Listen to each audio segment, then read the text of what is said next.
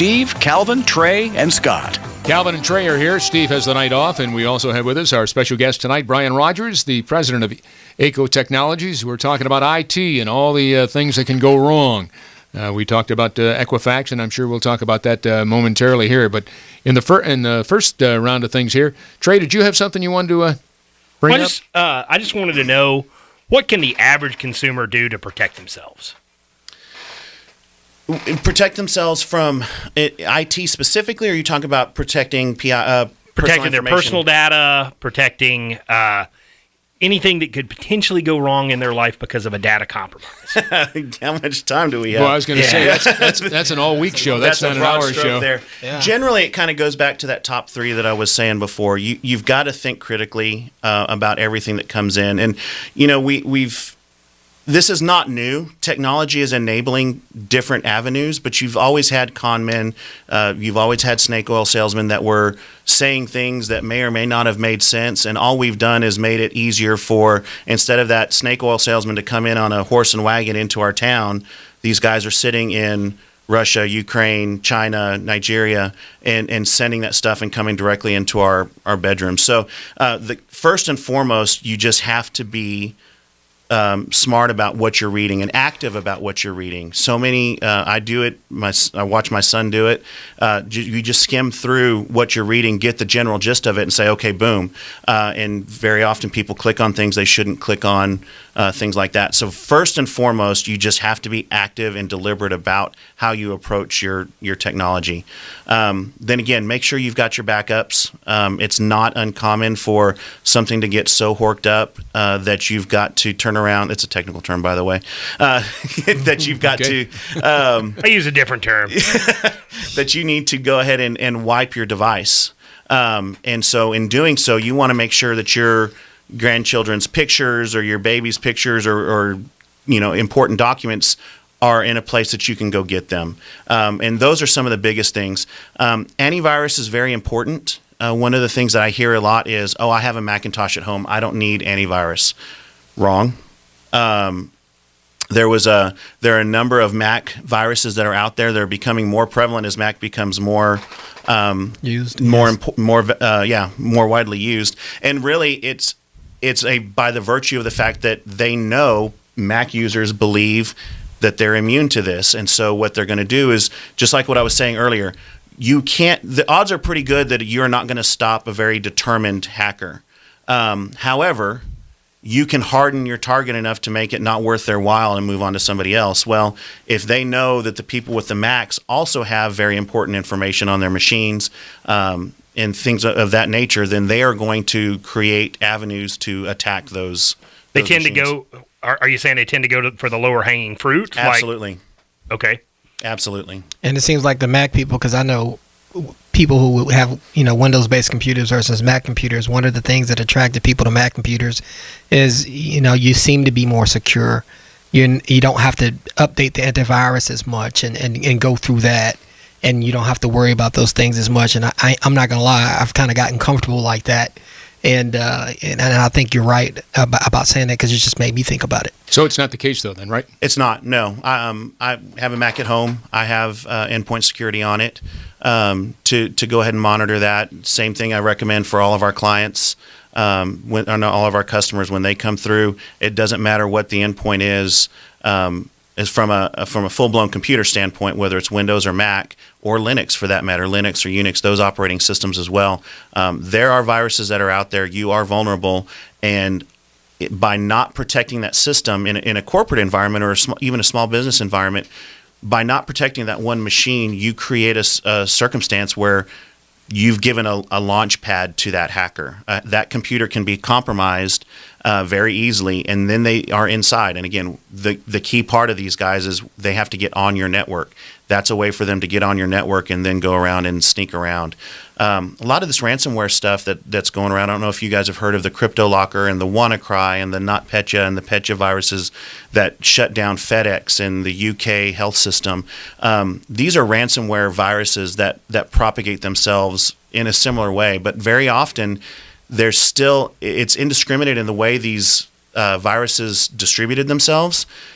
but the infection and the damage was not indiscriminate. So very frequently what happened was a computer would be compromised. It would phone home to a server where there's somebody on the other side of it that sees it, and it says, okay, got somebody on the line, and then it takes a look, and they nose around on your computer to the best that they can. Then they nose around within your network to the best that they can. Then they learn a little bit about your company. After they figure out who you are, they'll learn a little bit about your company. So if you're a small mom and pop store, when they go through and they send, okay, go ahead and encrypt, they may ask for 1 Bitcoin, which is anywhere from $1,500 to $2,500. If they get in with a big, multinational company, that same hacker with that same virus may be asking for $2 or $4 million worth of Bitcoins, because they know that they don't want to make it so hurtful where they just say, well, you throw up your hands and say, there's no way in the world we're going to pay it.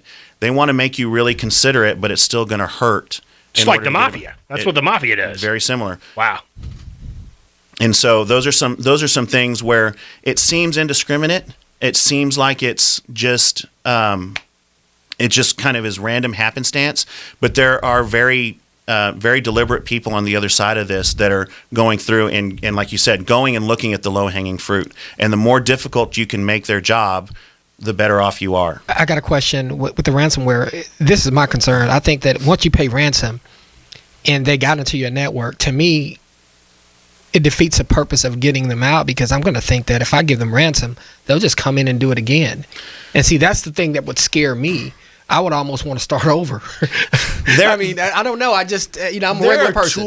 There are tools on that. So Maersk came out with a kind of a cryptic statement when they got hit with, it was the Petya virus when it came out. It was basically, they just said, we determined that our security measures were not sufficient. We will be changing that in the future, or something along those lines. And really what it was speaking to the fact that ransomware is not really, is easily bypasses the traditional antivirus products. So you'll have some of the major players, the normal players, the McAfee's, the Symantec's, those companies, they're signature-based antivirus products, and essentially they're looking for a picture of a bad guy. And if that virus comes in and it looks like the picture that he's looking for, then the antivirus will stop it. If it doesn't look like that, then it's going to let it through. Well, and if you think about it, everybody has to get hit first. I mean, somebody has to get hit first before they can come up with a signature to identify the picture of that bad guy. Mm-hmm. So very often those viruses get in, they sit resident on the computer.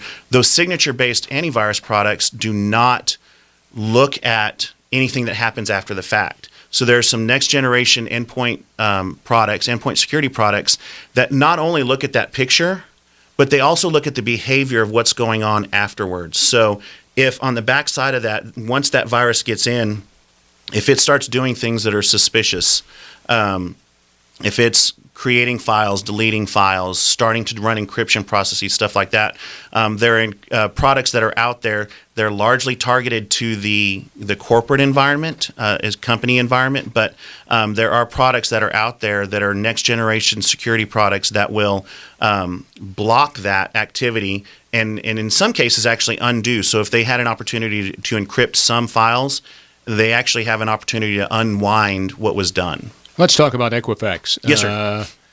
Were you surprised that happened, first of all? And secondly, for those out there, any general thoughts that you'd have? 143 million people, that's a lot of folks. It is, and I can't say that I ever gave a lot of thought to Equifax specifically. It's one of those areas where you don't often think about the fact that there are companies out there that have all kinds of data that you might not have thought about. And then they took forever to tell you that, hey, we've been hacked. Twice. Yeah. Yeah, they were So hacked. where's that coming from? Just incredibly pathetic leadership, or what? You know, there are regulations that require that every company, whether it's a publicly traded company or any other company that holds PII, personally identifiable information, they have to adhere to certain policies and procedures and carry their own policies and procedures that identifies what they do, what their incident response plan is and what their reporting requirements are and stuff like that. So I'm not familiar with what what they had set out in their plan and what their auditors accepted was okay. From the standpoint of how long did it take them to report, much of that was probably them trying to figure out the extent of the damage. It's these guys. It's very difficult to see all the different areas that were touched and identify everything, because they know as soon as they announce this, as soon as they let it out, everybody's going to know, was I impacted? And it just looks that much worse if they come through and say, I don't know. Does Equifax survive this? Oh, no way. Well, there's an element how can they survive that? There's an element of too big to fail on this. There's such the entire credit industry is predicated on these three. Yeah. TransUnion, Equifax, and Experian. Thank you. So if Equifax folds, then it actually has a ripple effect across a huge part of the financial sector. So I really suspect that they will survive. However, there are going to be a lot of people that will be losing their jobs, and based on the fact that some of the execs actually sold a high number of shares before they announced, I can't imagine. How ruthless is that? Well, I suspect they're going to find out, and I think there are going to be some people going to jail as a result of that as well. I would think so, and hopefully for a lifetime. I do see a silver lining in this cloud, in that somebody that has bad credit may see this as an opportunity to improve it, because you could dispute any negatives on your credit because of this data compromise. For that one agency to be sure. I just don't get, I get rather outspoken about it. Sending the guy to the slammer for. I mean, come on, where's the accountability? My gosh. That's where we end up getting a lot of regulation that sometimes makes sense, sometimes doesn't. Anytime I happen to be of the opinion that anytime we get the government involved in something, we have a really big opportunity to really complicate things beyond what they need to be done. However, in a situation like this, there's so much information that was given to them. There was so much responsibility that was given to them that I don't know that they lived up to their responsibility, to be sure. See, this is where I have the problem with when I say private companies and the government not being able to work together enough. Because it seems to me, when it comes to computer and comes to tech, that the government is always not one step behind. They seem to be 5 steps behind what's current in tech. And it seems to me that there should be a way that the technology companies, maybe companies like yourself and other companies that are bigger than you, there should be a way to work together to help the government understand that they need to kind of step it up a little bit.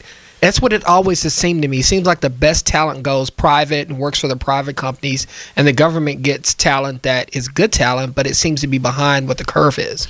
Some of that is, there's this idea of Moore's Law that talks about the fact that every 18 months technology becomes twice as powerful, more or less. The government wishes they could work on that kind of a growth schedule, and that becomes very difficult for any kind of, whether you're talking about a local government agency versus the federal government within the full force of the United States. It's very difficult for them to keep up with that kind of a growth schedule, and then stay on top of all the vulnerabilities that are coming along. I wish there was a better answer to it. Somebody smarter than me may come up with it, but I do understand why it's difficult for them, just because the governmental procedures don't lend themselves to deal with the speed and the pace of change that comes in technology. Brian Rogers is our special guest. He is the president of ACO Technologies. We're back with some final thoughts right after this. For over 3 decades, Steve Bruneman has been a Texas trial